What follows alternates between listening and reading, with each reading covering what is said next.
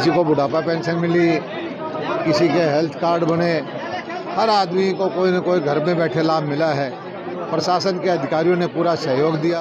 आपने देखा होगा कि अभी आपके सामने 2 करोड़ रुपए के जो एससी कैटेगरी के भाई हैं, 24 लाख रुपए की सब्सिडी एक एक आदमी को मिली है।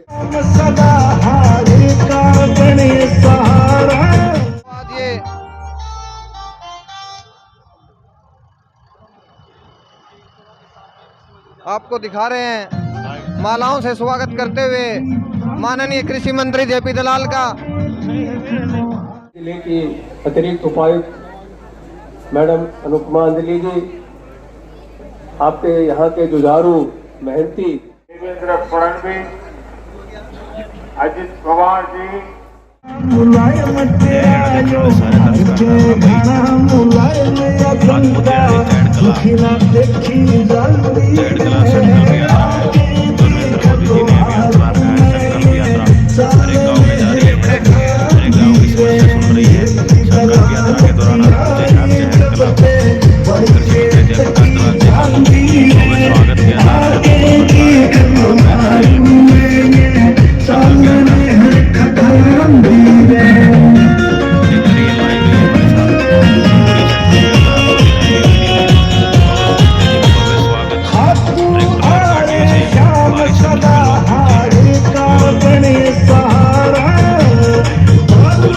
स्वागत किया जा रहा है।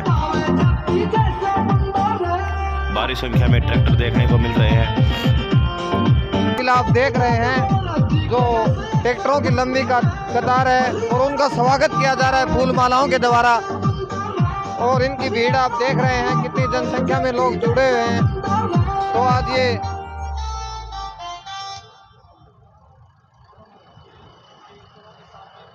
आपको दिखा रहे हैं मालाओं से स्वागत करते हुए माननीय कृषि मंत्री जेपी दलाल का।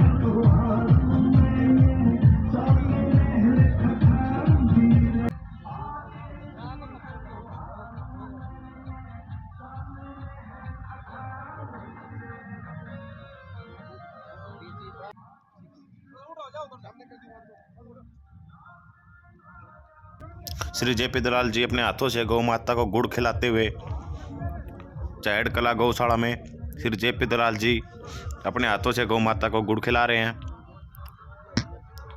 वीडियो लाइव है भाई।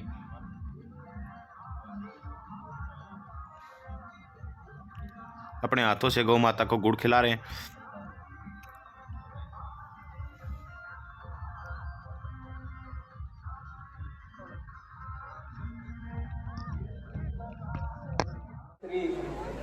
बहुत ही सम्मानित श्री जयप्रकाश दलाल जी, आपके जिले की अतिरिक्त उपायुक्त मैडम अनुपमा अंजलि जी, आपके यहाँ के जुझारू मेहनती और आपके बीच में रहने वाले एसडीएम अमित जी, गांव चहड़ कला शहर को बुढ़ापा पेंशन मिली, किसी के हेल्थ कार्ड बने, हर आदमी को कोई न कोई घर में बैठे लाभ मिला है। प्रशासन के अधिकारियों ने पूरा सहयोग दिया और ये एक अच्छी योजना है कि जनता के दरबार में जाकर के जनप्रतिनिधि हो, अधिकारी हो, उन्होंने उनकी सेवा की है। और चहड़कला गांव के अंदर आज हमने जो हॉर्टिकल्चर डिपार्टमेंट के लगभग 2 करोड़ रुपए की सब्सिडी के स्वीकृति के पत्र दिए। इसी तरह से 1,60,000 रुपये तक के PKCC बने वो दिए। बहुत सारी योजनाओं के और भी लाभ इन लोगों को मिले और लोगों में संतुष्टि है कि एक ऐसी सरकार उनकी सरकार है जो उनके सपनों को पूरा कर रही है। और आज हमारे प्रधानमंत्री जी ने उद्बोधन किया, संबोधन किया स्वामी विवेकानंद जी की जयंती पर, जो युवा दिवस के रूप में कार्यक्रम नासिक में हो रहा था, उसको भी लोगों ने बड़े उत्साह से सुना।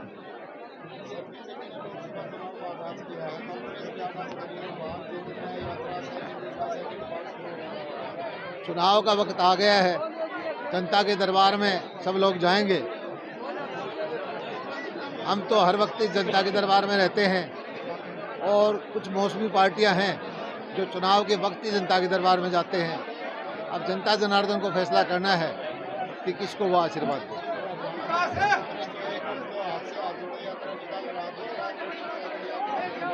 कांग्रेस पार्टी परिवारवादी पार्टी है। हर स्तर पर, चाहे प्रदेश स्तर हो, जिला स्तर हो, राष्ट्रीय स्तर हो, परिवारों का हित देखती है। आम जनता के हित से उनको कुछ नहीं लेना देना। हमारी पार्टी नीति बना करके राष्ट्रवादी पार्टी है, गरीब कल्याण की योजनाएं बनाती है, जन जन के बारे में सोचती है और हमें पूरा भरोसा है कि अप्रैल मई में जो चुनाव होगा उसमें जनता मोदी जी को एक बार फिर से प्रधानमंत्री चुनेगी।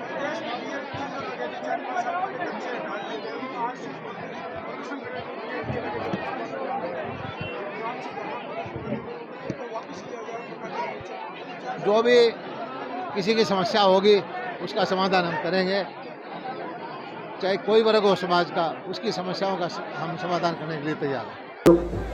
नरेश नरवाल जी,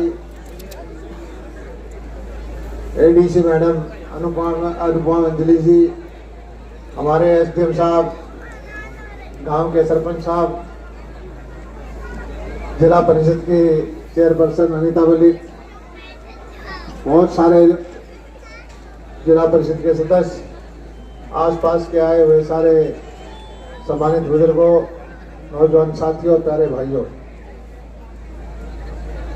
मुझे खुशी है कि चहड़कला गांव आज इतनी भारी तादाद में हाजिर है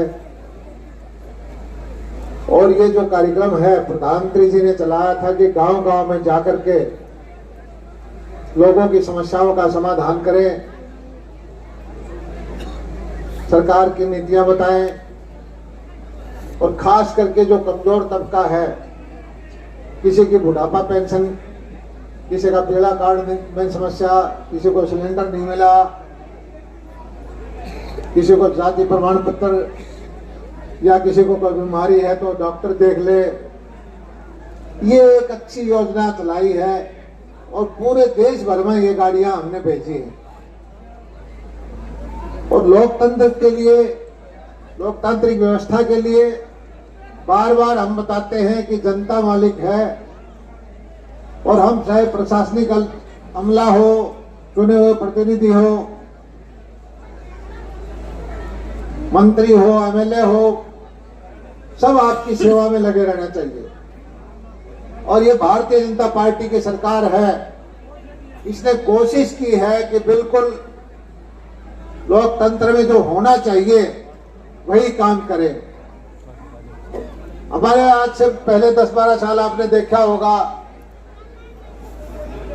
विधायक एक बार बन जाते थे, फिर आपको घर में घुसने नहीं देते थे, कोई कुत्ता पाल लेता था, कोई कुछ था, बगैर बिचौलिए जो आपकी सुनवाई नहीं होती थी। 5 साल निकल जाते थे, आप गुस्सा करके दूसरे को बनाते थे, दूसरा भी वही हाल कर देता था। लेकिन अब आपको अपनी ताकत का पता लगा है, क्योंकि जो व्यवस्था परिवर्तन का काम भारतीय जनता पार्टी ने किया है उसमें यह दिखाया है कि जनता मालिक है, हम सब आपके सेवक हैं। और डीबीटी के माध्यम से बहुत सारे काम किए, खाते खुलवाए, सबके परिवार पहचान पत्र बनवाए, हर आदमी को योजनाओं का लाभ सीधे तौर पर देना शुरू किया। आज ठीक है कि इक्का दुक्का आदमी को समस्या आती है, लेकिन समस्या हम छोड़ेंगे नहीं। गांव-गांव में बार-बार कैंप लगवा करके लोगों के बीच में जाकर के सारी समस्याओं का समाधान करेंगे। हमें पता है कि भाई कर्मचारी पुराने हैं, कोई जानबूझ के शरारत भी कर देता है, कोई नहीं चाहता कि इनका काम ठीक चले, लेकिन हम धीरे धीरे कोशिश कर रहे हैं कि हर आदमी को जो उसकी योजना का लाभ है वो उसको घर बैठे मिले। और उसी का परिणाम है कि नीतियां जो बनाई हैं कि आज आप देखते हो कि गरीबों के बच्चों को, जो प्रतिभाशाली बच्चे हैं, नौकरियां उनको मिलती है। पहले होता क्या था, गरीब का मेरिट वाला प्रथम श्रेणी पास वाला बच्चा रोता रहता था और नेता का रिश्तेदार या कोई पैसे वैसे देके नौकरियां ढब लेता था। पिछली सरकार से दुगनी नौकरी हमने दी है। अभी मैं पिछले दिनों नौकरी भर्ती हुई, लोहारू हल्के के 21 में 4 बच्चे निकले हैं, लड़कियां। ऐसा पहले कभी नहीं होता था। आपने देखा होगा कि अभी आपके सामने 2 करोड़ रुपए के जो एससी कैटेगरी के भाई हैं, 24 लाख रुपए की सब्सिडी एक एक आदमी को मिली है पोली हाउस, नेट हाउस बनाने के लिए।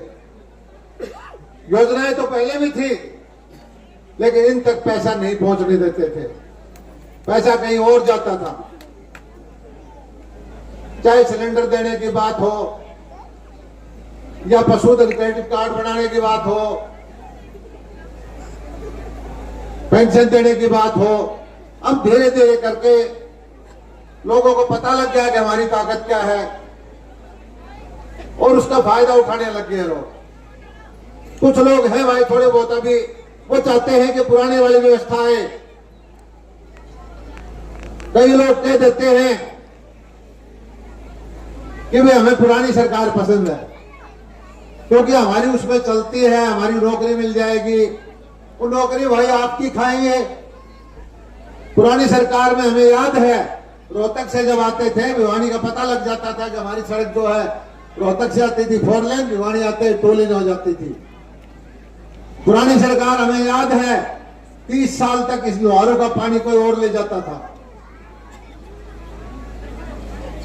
हमें यह बता दिया गया था कि एसवाईएल आएगी तो लोहारों में पानी आएगा, नहीं तो नहीं आएगा। भ्रम में डाल दिया। यहां के जनप्रतिनिधि दब्बू प्रवृत्ति के थे, कभी मांग भी नहीं करते थे पानी की। बिजली की व्यवस्था पहले यहां ट्यूबवेल के इलाके के अंदर वोल्टेज की शॉर्टेज होती थी, मोटर जल जाती थी। हर क्षेत्र के अंदर कुछ न कुछ सुधार हुआ है।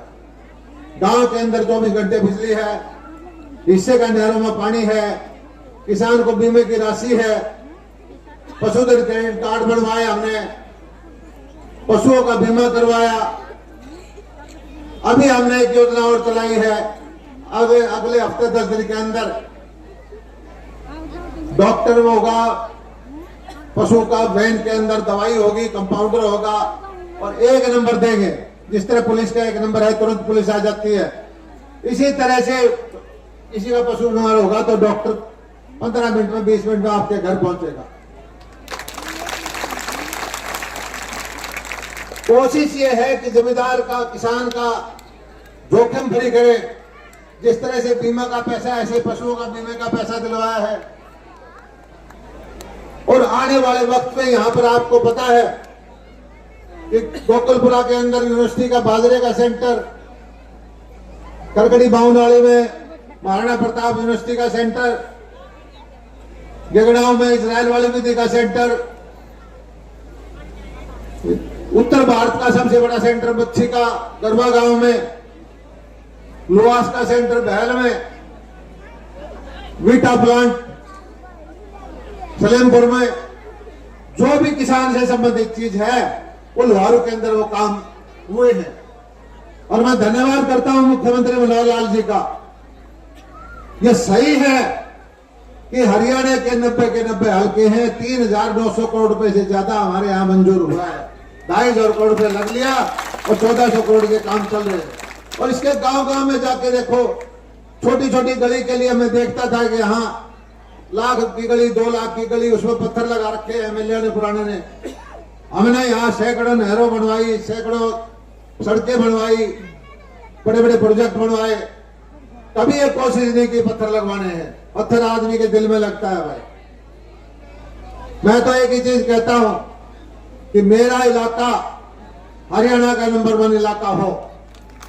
और उसका पैमाना क्या है? उत्तर हरियाणा है, उच्चतर करनाल के अंदर जमीन के ठेके का रेट है 70,000 रुपये, 60,000 रुपये किला। यहां पर मैं जब आया था तो 5,000 7,000 रुपये में कोई किला ठेका भी नहीं लेता था। अब थोड़ा थोड़ा शोधन हुए हैं, बिजली हुई है, ड्रिप इरिगेशन लगी है, टैंक बने हैं तो थोड़ा सा बढ़ा है। तो ये भेदभाव मिटना चाहिए। किसान को उतनी सुविधा यहां मिले जितनी वहां है। और वो जिस तरह से बाजरे का भाव बढ़ाया है मोदी जी ने, और दुनिया के अंदर बाजरे का मिलेट्स का प्रचार हुआ है, आने वाले वक्त के अंदर बाजरा के किसान जो है और समृद्ध होंगे। और मैं कहता हूं कि जैसे हमारी गरीब बहनें बैठी हैं, इनकी आमदनी भी बढ़नी चाहिए, इनके लिए भी कोई साधन होना चाहिए। समाज शांति से वही रहेगा जहां अमीर गरीबी का गैप कम होगा। सारे इकट्ठे मिलकर तरक्की करेंगे, सबके लिए रोजगार के साधन हो, सब इज्जत से रोटी कमा के खाएं, इनके बच्चे भी आगे अफसर बने, शिक्षा मिले। और सरकारों के काम यही होने दे, रोजगार के साधन उपलब्ध करा दे। और शिक्षा और स्वास्थ्य, दुनिया के अंदर सरकारें 2 चीज पर ज्यादा ध्यान देती है, शिक्षा पर और स्वास्थ्य पर।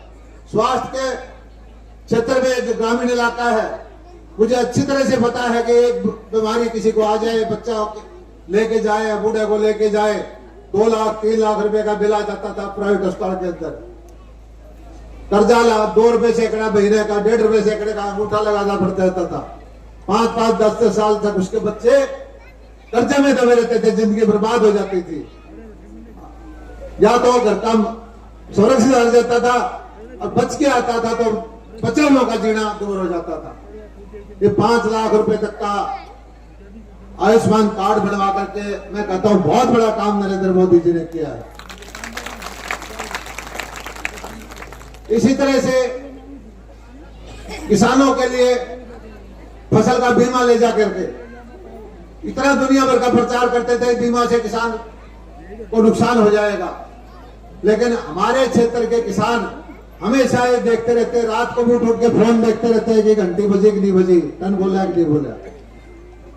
लेकिन मुझे एक आपसे शिकायत भी है भैया, कुछ लोग ऐसा है जो योजनाओं का लाभ हम देते हैं उसमें बेईमानी करते हैं, और जो गरीब आदमी को झूठा प्रचार करके, अभी मुझे पता लगा चैड़ के भी कुछ आदमी फंसा लिए, बैल के भी फंसा लिए, कहीं और के फंसा लिए।